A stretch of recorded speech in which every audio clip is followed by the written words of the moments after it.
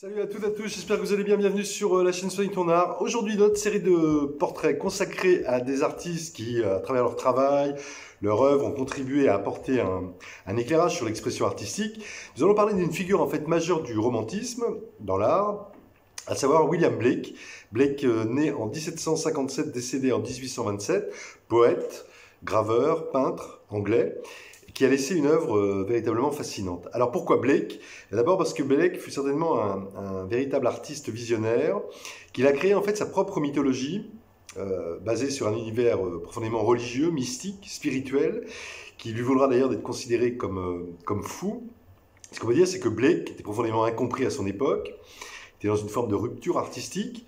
Il incarne en cela un véritable artiste total, dans le sens aussi où il a mis toute son énergie, en fait, toute son imagination, sa violence aussi, mais également son lyrisme, en fait, au service de la poésie et de la peinture. Et on va voir justement comment il a fusionné ça.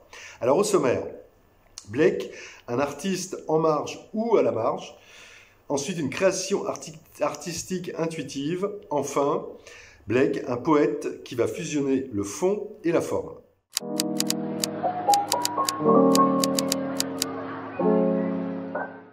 Alors, petite bio de Blake, de William Blake, donc un artiste en marge ou à la marge. Alors, ce qu'il faut d'abord peut-être démarrer, c'est que ses contemporains, en fait, à son époque, l'ont beaucoup raillé, l'avaient surnommé Blake le fou, considérant que dès sa prime enfance, en fait, Blake était sujet à des visions mystiques, Dieu, des anges, le prophète Ézéchiel, qui vont par la suite lui inspirer une forme de révolte, mais aussi une sensibilité véritablement romantique. Alors, Blake naît à Londres, fils de bonnetier. Très jeune, il montre de véritables dispositions pour le dessin notamment, et la poésie. Et dès l'âge en fait, de 10 ans, il va commencer des études de dessin à l'Académie de Paris, dans ce qu'on appelle le Strand, c'est-à-dire la grande artère de Londres. Et en fait, il apprend là-bas la gravure en fait, auprès de deux graveurs de renom, deux graveurs anglais de renom. L'un, c'est William Ryland, qui est un véritable pionnier de ce qu'on appelle la technique de la gravure au pointillé. Il va surtout le plus travailler en fait encore avec James Bazir, un dessinateur et graveur anglais issu d'une longue famille, enfin d'une famille de longue tradition de graveurs. Et en fait, à 15 ans, il devient son apprenti, l'apprenti de Bazir, et en fait, pendant 7 ans, je crois, il apprend en fait à ses côtés à polir les plaques de cuivre, à affûter les pointes sèches, à moudre l'encre, à préparer les plaques pour les gravures à l'acide. Et surtout, en fait, il apprend fondamentalement à graver. Et en fait, donc il se forme vraiment avec un maître. Il va notamment copier les monuments médiévaux à l'abbaye de Westminster, pour ensuite en faire des gravures, notamment qui vont servir à l'édition de certains ouvrages, notamment l'un des plus grands livres anglais illustrés de la fin du XVIIIe siècle. Et donc il va donc avoir une vraie formation, enfin une formation très, très forte avec un maître graveur. Et en fait, après ses études, sa formation, son compagnonnage aussi. Il est chassé par son père parce que Blake va se marier avec une jeune fille pauvre, Catherine Boucher, et en fait il va ouvrir tout de suite un atelier dans lequel il va commencer vraiment à écrire, à graver. Il va énormément travailler, il va travailler jour et nuit. Mais le problème, il est très pauvre. Et pour en fait faire face aux frais d'impression de ses œuvres, il va commencer à éditer lui-même ses livres et à les illustrer. Il va mettre en fait au point un procédé de gravure qu'il dénommera en fait Illuminated Paintings, qui va lui permettre en fait d'illustrer ses propres ouvrages de poésie, mais aussi de créer de nombreuses œuvres qui vont devenir célèbres. Alors parmi je ne vais pas toutes les citer, mais là, il y a notamment Le Paradis perdu de Milton, mais aussi la Divine Comédie de Dante, sur laquelle d'ailleurs il va travailler à la fin de sa vie, juste avant de mourir.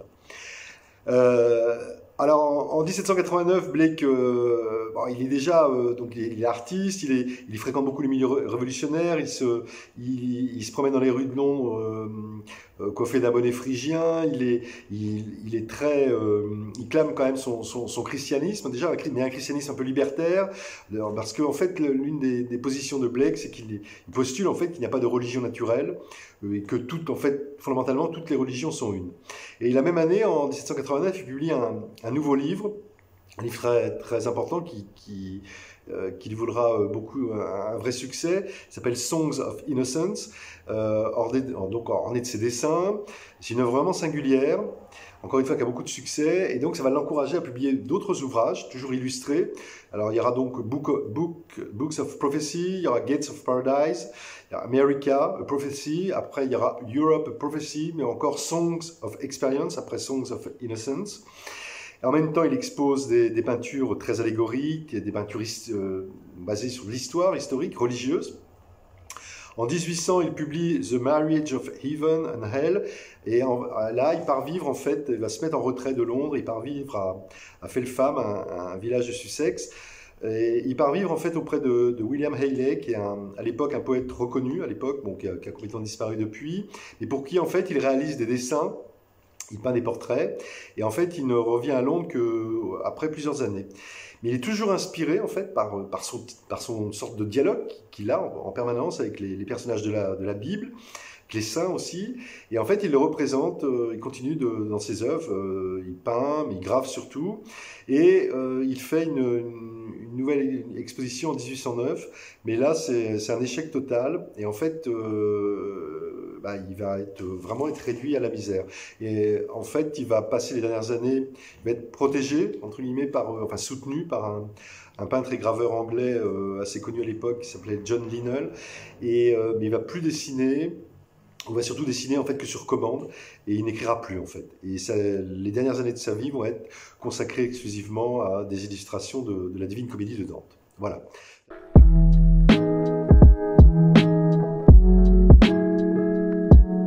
Maintenant, venons-en à cette création artistique intuitive de chez Blake, à remettre dans le contexte de l'époque, mais qui est éminemment, c'était un vrai précurseur, quoi.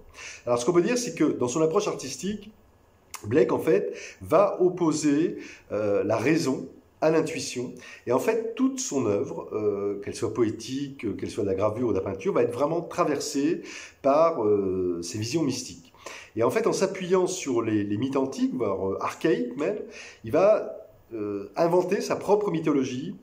Et certains d'ailleurs considèrent que c'était même dans ce sens en fait Blake un artiste fondamentalement primitif. Mais ce qu'il faut voir, c'est que bien que sa peinture s'inspire très souvent notamment de la Bible, il va refuser la morale chrétienne et surtout il va profondément refuser le dogmatisme religieux chrétien dans son ensemble, et encore une fois en postulant qu'il n'y a pas de religion naturelle.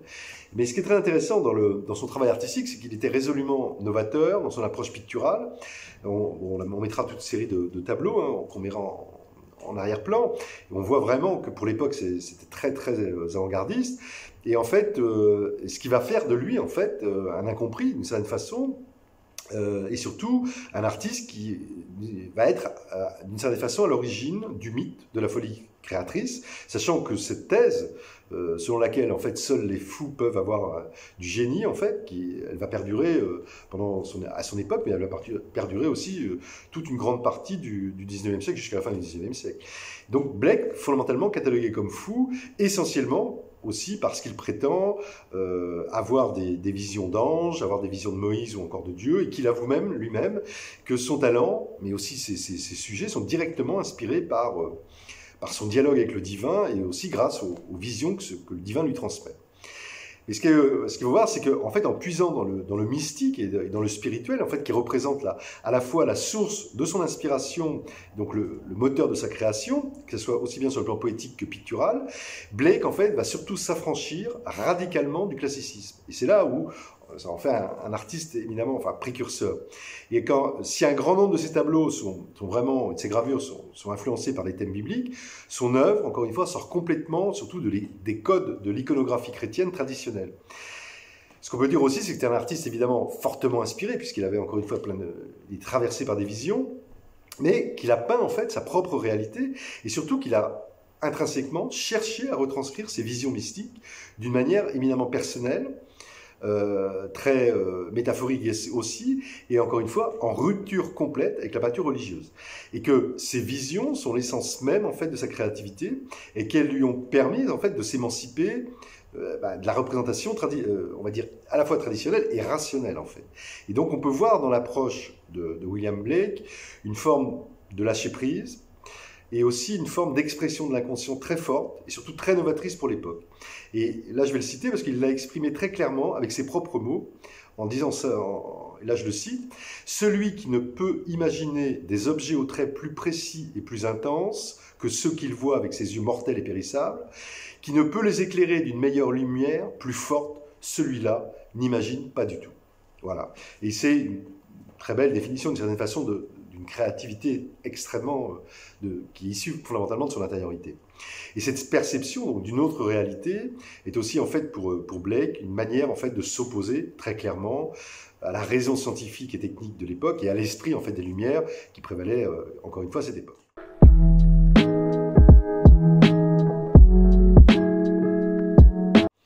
Alors, un poète, aussi, Blake, qui va fusionner, et ça c'est aussi très précurseur et très singulier, un poète donc qui va fusionner le fond et la forme.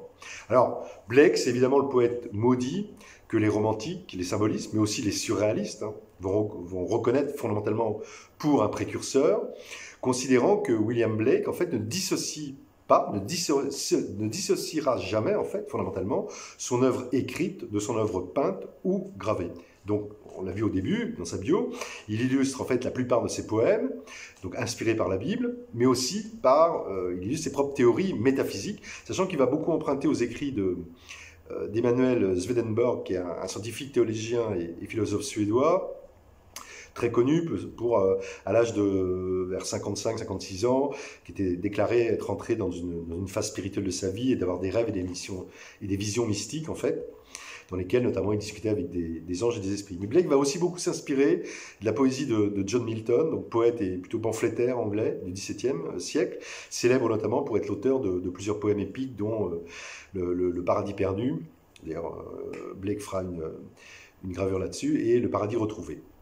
Voilà. Donc, ce qu'on peut dire, c'est que s'inspirer des mythes, en fait, pour mieux comprendre le monde, c'était vraiment la devise, en fait, fondamentalement, de William Blake. Parce que, encore une fois, c'est que si Blake est d'une certaine façon un chrétien, avec tout le recul qu'on a vu, cela n'empêche pas de représenter, en fait, une grande variété de textes, donc dans ses représentations picturales, qui sont extraits de plein d'autres religions. Il va illustrer notamment des histoires issues de folklore, par exemple, gaélique, mais aussi des objets, des symboles, des mythes grecs, des mythes égyptiens, des mythes indiens aussi, perses également, mais dont il revendique lui-même, en fait, l'inspiration directe. Alors, considérant, évidemment, le christianisme reste le fil rouge de son œuvre, qui sera présent du début jusqu'à la fin de sa vie, puisqu'il va illustrer, encore une fois, la Bible à l'aquarelle, le livre de Job, l'œuvre Jérusalem, dans laquelle, en fait, il va écrire l'un de ses plus longs poèmes, et puis, encore une fois, il va mourir avant d'avoir... en illustrant, au moment où il faisait l'illustration de la Divine Comédie de Dante, lorsqu'il est mort en 1827. En définitive, ce qu'on peut dire, c'est que par sa passion, en fait, pour les religions et les textes sacrés, William Blake, en fait, va prouver d'une certaine façon son intérêt existentiel pour la vie après la mort, mais aussi, en fait, une grande fascination pour les pouvoirs suprêmes, en fait, qui dépassent l'être humain. Et que sur la forme, c'est vraiment ça qui en fait quelque chose d'éminemment original, éminemment précurseur. Blake va associer l'écriture poétique et la peinture, et que par ce biais, en fait, il va développer un véritable processus métaphorique dont toute son œuvre témoigne. Et plus précisément encore, en fait, il va s'inspirer de ses propres poèmes pour produire ses créations picturales, et en fait, il va véritablement fusionner la forme et l'esprit. Et dans ce sens, Blake fut incontestablement un artiste visionnaire.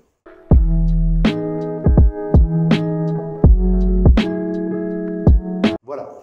Alors à lire, de William Blake, liste non exhaustive, Va là où les quatre vivants, publié en 1992, Chant d'innocence et d'expérience, publié en 2010, Le mariage du ciel et de l'enfer, publié en 2011, sur Blake, William Blake, 1757-1827, le génie visionnaire du romantisme de Michael Phillips, et c'est un ouvrage collectif donc sous la direction de Michael Phillips, publié en 2009. L'hallucination artistique de William Blake à Sigmar Polk de Jean-François Chevrier, publié en 2012. William Blake, collectif sous la direction de Yves Bonnefoy, publié en 2013.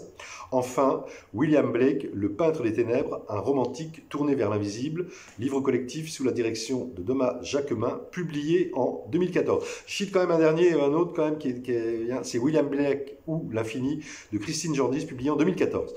Voilà, si vous souhaitez réagir ou me contacter au sujet de cette vidéo sur William Blake, les descriptions dans la chaîne. Sinon, si vous avez apprécié cette vidéo, n'hésitez pas à liker, partager, vous abonner et surtout à cliquer sur la cloche pour être prévenu des prochaines vidéos. Sinon, d'ici là, portez-vous le mieux possible et surtout, n'oubliez pas de soigner votre art. Bye bye, à bientôt.